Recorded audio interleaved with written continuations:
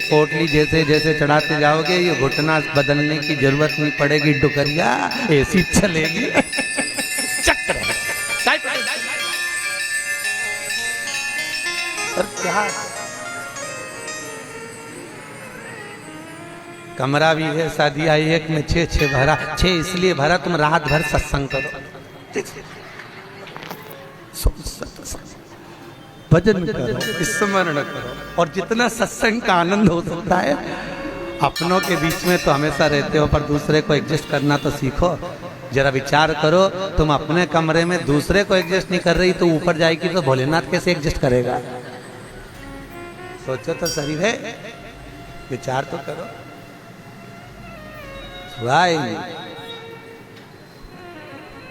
भगवान शिव की कथा है, 24,000 श्लोक शिव महापुराण में है, 12 संहिता,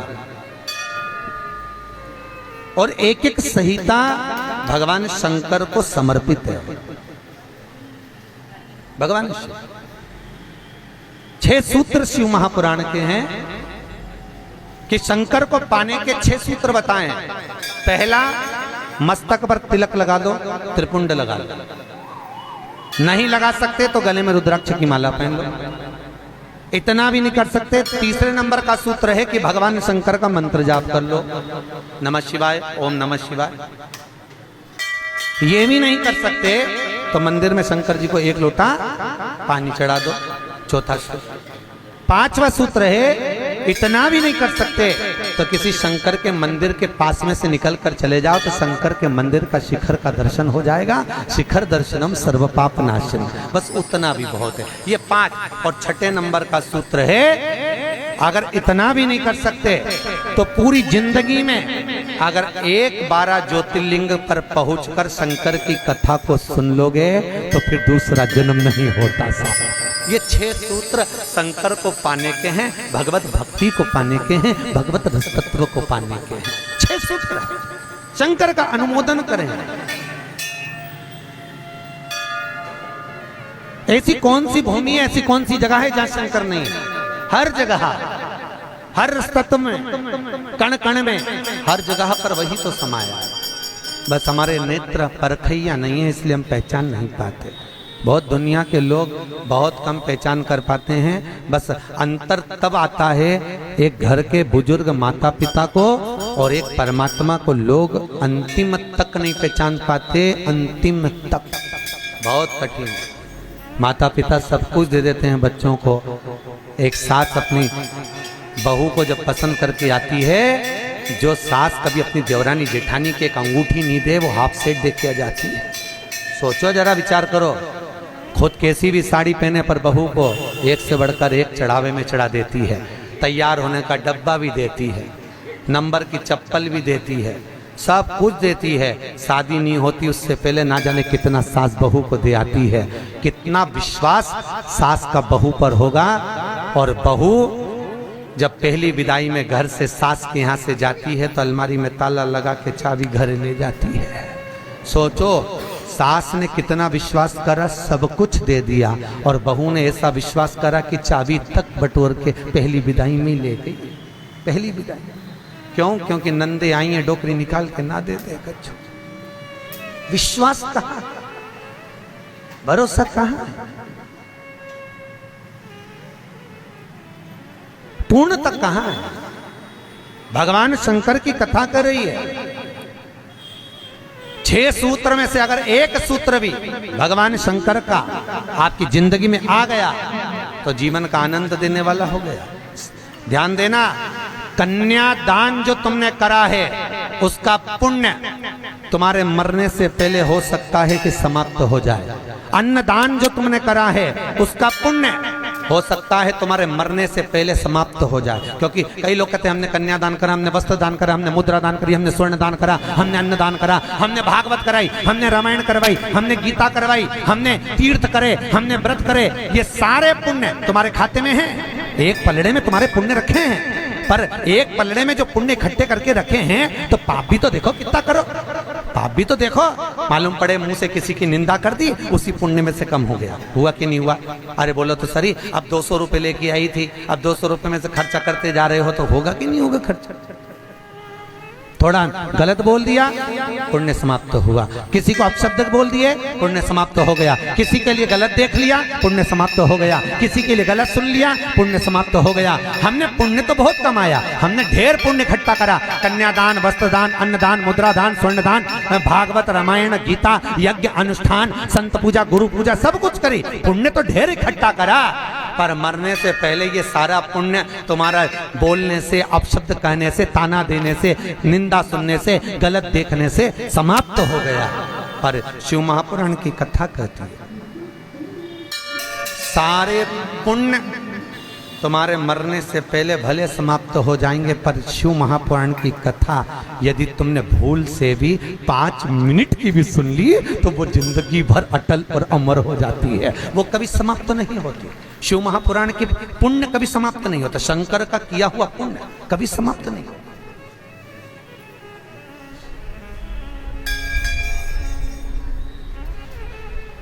आज वो कोई कह रहा था, गुरुजी वो हम पोटलियां बना के लाए हैं तो एक एक मंदिर में पोटली चढ़ाए और कई चढ़ाए। हमने कहा लो, आए हो इतनी दूर तीर्थ करने के लिए, 5 रुपया 10 रुपया 2 रुपया करो, जो तुम्हारी मर्जी पड़े चढ़ाओ। 84 महादेव का क्या बार बार दर्शन करने जाओगे?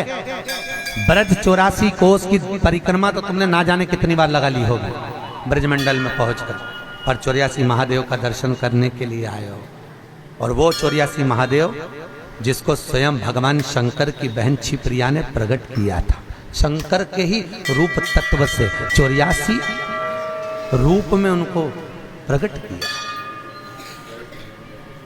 पूरे विश्व में कहीं पर नहीं है, केवल उज्जैन में, केवल उज्जैन। तो भगवान शंकर की कथा कर रहे हैं, भगवान भोलेनाथ का चरित्र वर्णन कर रहा है। 6 सूत्र में से एक सूत्र भी अपनी जिंदगी में उतारा तो जीवन सार्थक हो गया। मात्र एक। भगवान शंकर की पावन कथा का रसतत्व ग्रहण करें। एक देवराज नाम का ब्राह्मण शरीर में ताप पड़ गया, और शरीर में ताप पड़ने के कारण बहुत ताप पड़ा तो शंकर के मंदिर में पहुंच गया, बैठा। अब वहां तो थोड़ी थोड़ी देर में शंकर के मंदिर में कथा हो रही थी, प्रवचन चल रहे थे, शिव महापुराण का चरित्र चल रहा था। और ये थोड़ी थोड़ी देर में पंडित जी चिल्लाए हर हर महादेव। अब जैसे ही पंडित जी चिल्लाए तो इसके शरीर में ताप पड़े, इसको आ रहा बुखार। अब बुखार आए और कहीं का चिल्लाए, सिर दर्द हो और कहीं का चिल्लाए तो बड़ा बुरा लगे महाराज। अब इसको तो बड़ा अंदर से खटकाओ कि बताओ, मेरे तो शरीर में ताप पड़ रहा और महाराज हर हर महादेव चिल्ला रहा, पर बोल सकता नहीं। ताप पढ़ते पढ़ते पढ़ते पढ़ते थोड़ी देर में ये यहाँ से चला शंकर के मंदिर से कथा श्रवण कर कर। थोड़ी देर भले ताप पड़ा, बुखार आया, सिर दर्द हुआ, सब कुछ हुआ, पर शंकर की कथा तो शरीर में पहुंच गई, इस आत्मा तक पहुंच गई। होता है जब घर से चले होगे तो सोचे पाँव दुख रहा है, बुखार आ रहा है, सर दर्द हो रहा, ये हो रहा, वो हो रहा, पर शंकर के धाम में पहुंच गए तो अब ये सोच लो कि तुम शंकर के हो गए, तुम शिव के। यहाँ बिठले सेवा समिति के कहने पर नहीं आए, यहाँ पाठक जी के कहने पर नहीं आए, यहाँ हमारे कहने पर नहीं आए। यहाँ तो हम भी बुलाते तो तुम नहीं आते, क्योंकि ये नगरी महाकाल की है। महाकाल का राजा है महाकाल, और महाकाल राजा का एक नियम है, यहाँ कोई राजा, कोई मंत्री, कोई बड़े से बड़ा राजपाट वाला इस नगरी में रात नहीं रुक सकता। यहाँ का नियम है, क्योंकि यहाँ एक ही राजा, कौन सा? महाकाल राजा, बस उसी का राज्य चलता। तो जब उसके घर में आए हो तो हम कौन बुलाने वाले? बोलो तो सही। उसने बुलाया, उसने ठहराया, उसने खिलाया, उसने घुमाया। 5 दिन घूमो फिरो, उसका दर्शन करो, आनंद करो, घरे जा। घर वाले पूछे कहाँ गई थी तो कहना महाकाल के घर गई थी, उसने बुलाया। रामकृष्ण परमहंस जी से एक ने कहा, रामकृष्ण परमहंस जी से बोले, अरे रामकृष्ण परमहंस जी, हमने सुना है कि माता जगतजननी जगदम्बा शारदा भवानी माँ देवी आपसे बात करने के लिए आती हैं, आपसे मिलने के लिए आती हैं।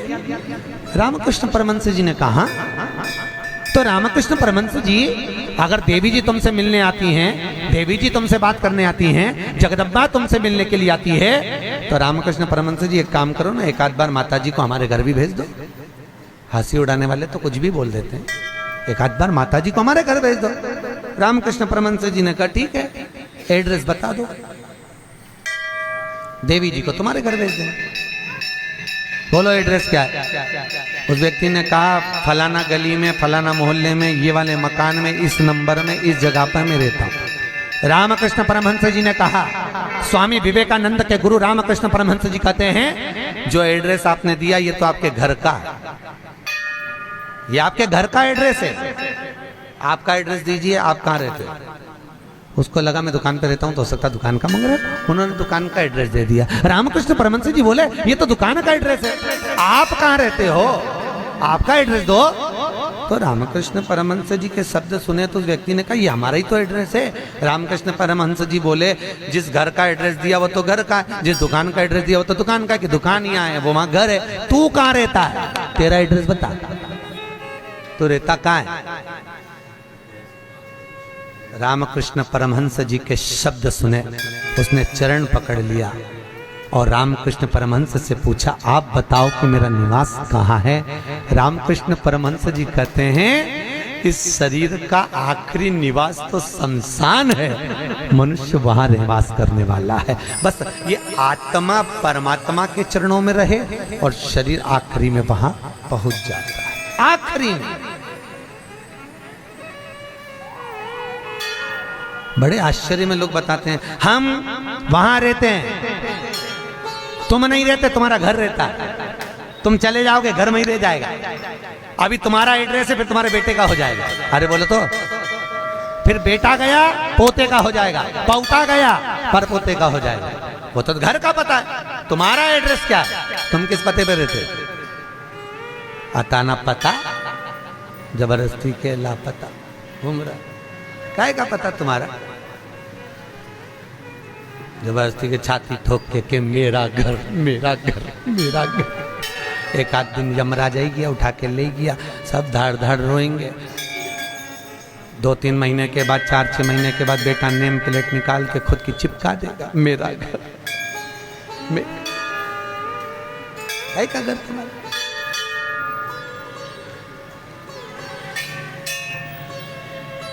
क्या कहा? सज धज के जिस दिन मौत की सहजादी आएगी, न सोना। हमसे भी लोग कहते हैं गुरुजी तुम कथा वाचते हो, इतना सारा सोना मोना पहन के पहनते हो, तो हमने कहा जजमान लोग दें तो क्यों नहीं पहने? अरे बोलो तो दीजिए, कहीं करे कहीं बाद में जोड़ जोड़ के औलाद के देखे ना, है तो तुम्हारे पास भी, बस तुम भी जोड़ जोड़ के लाख कर में, अलमारी में लाख कर में, और एक आध दिन मर गई और सारा पड़ा की पड़ा रह गया, ऊपर जाके याद करेगी वाला हार तो पहना ही नहीं, फिर कहीं मतलब का सब पहना, कहीं करे वो का।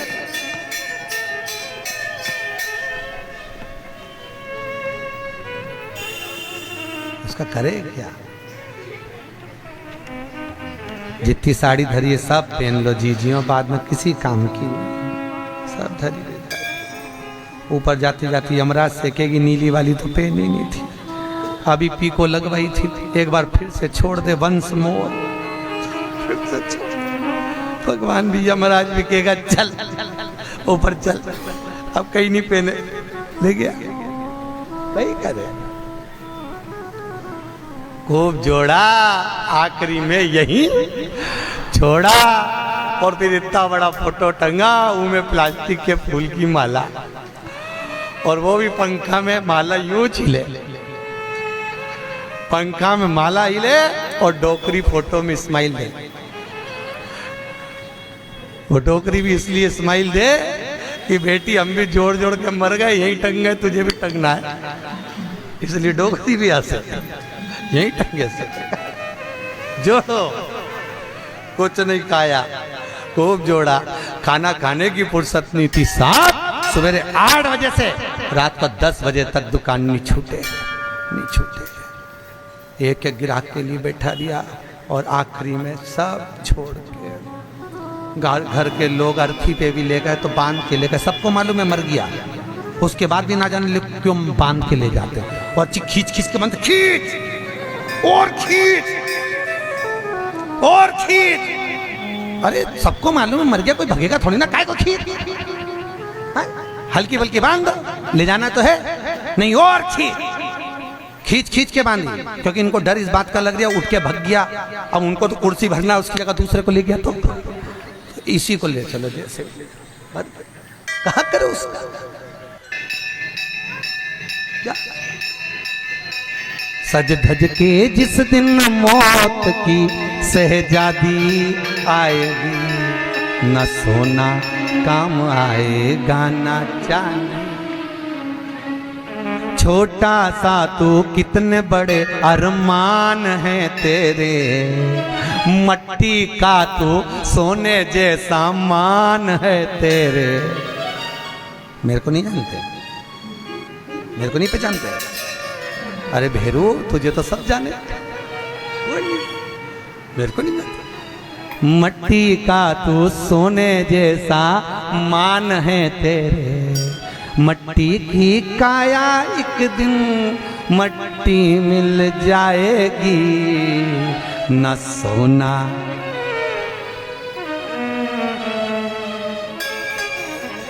कई करोगा फिर।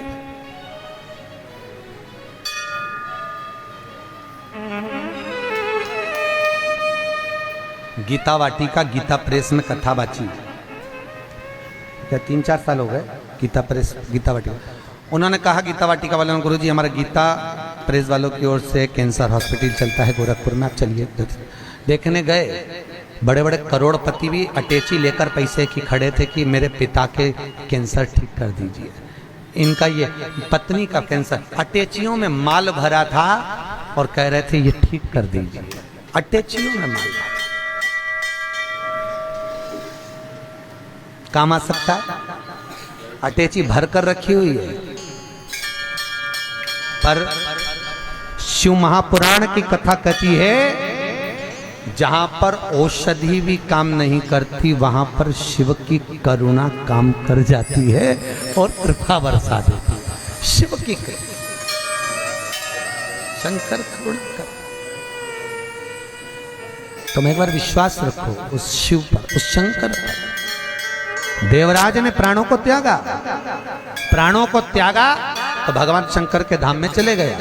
क्योंकि भले 5 मिनट की भी कथा सुनी हो, चलते चलते भी अगर शिव महापुराण तुम्हारे कानों में पड़ गई हो, चलते चलते भी अगर तुम्हारे कानों में एक शब्द भी शंकर की कथा का मिल गया हो, तो वो शंकर की कथा कभी छिन्नित नहीं होती, वो शंकर से मिला देती है। शंकर से, शिव से मिला। देवराज मोक्ष पा गए। फिर अगला चरित्र सुनाया एक बिंदुक नाम का ब्राह्मण, जिसकी धर्मपत्नी का नाम था चंचुला देवी। बिंदुक जो भी लाता वो चंचुला को लाकर देता। क्यों देता? क्योंकि पति का नाम केवल पति है, पर पत्नी का नाम धर्म पत्नी है। पति कुछ भी कमाई कर कर लाएगा वो अपनी धर्म पत्नी को देगा, क्योंकि ये धर्म में लगाती रहेगी। अगर ये मेरी कमाई को धर्म में लगाएगी तो मुझे भी वैकुंठ तक तो ले ही जाएगी। ये धर्म पत्नी है, धर्म पत्नी।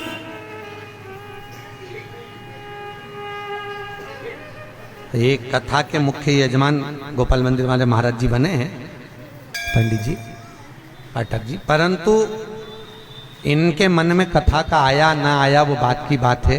पर धर्म पत्नी हमारी भाभी जी, इनका मन में कथा सुनकर मन में भाव आ गया, गुरुजी एक कथा करो, बस ये कृपा।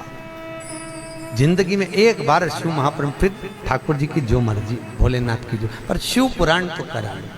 हजारों हजार भागवत, हजारों हजार राम कथा, हजारों हजार गीता का स्मरण करने पर भी जो पुण्य प्राप्त नहीं होता, वो मात्र एक दिन की, मात्र 5 मिनट की शिव महापुराण श्रवण करने से प्राप्त हो जाता है। साहब, शंकर की कथा का रसतत्व ग्रहण करने से प्राप्त हो जाता है, मात्र एक क्षण की, एक क्षण। और बहुत किस्मत वाले हो साहब, आपके बच्चों ने, आपकी बहुओं ने, आपकी बेटियों ने, आपके परिवार वालों ने आपको जमा कर सूटकेस अटैची जमा कर भेजा है साहब। आपकी बहुओं को, आपके बेटों को, आपकी बेटियों को धन्यवाद दूंगा। उन्होंने कहा मम्मी जाओ, पापा जाओ, हम बोलते हैं, हम बुक कराते हैं। और मैं धन्यवाद दूंगा पाठक जी आपके भी बहन बेटियों को। उन्होंने कह दिया मम्मी तू कथा करवा, पापा आप लग रहो, अपन करते हैं व्यवस्था, सब आनंद होगा, कथा का मस्त होगा। ये जीवन का सुख है साहब। याद रखना, कोई एक बेकार काम करते हैं तो हमारे पितरों को लोग देखने तक नहीं जाते, पर घर का एक व्यक्ति भी अगर पुण्य का कार्य कर लेता है तो उसके पूर्वजों की पीठ स्वयं नारायण जाकर थपथपाते हैं कि तेरे वंश में कोई पैदा हुआ जिसने सत्कर्म करा, सत्कर्म किया।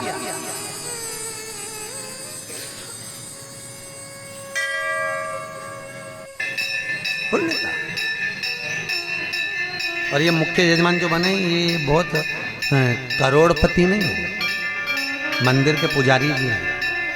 भोपाल मंदिर में पंडिताई करते हैं, पूजा पाठ करते हैं।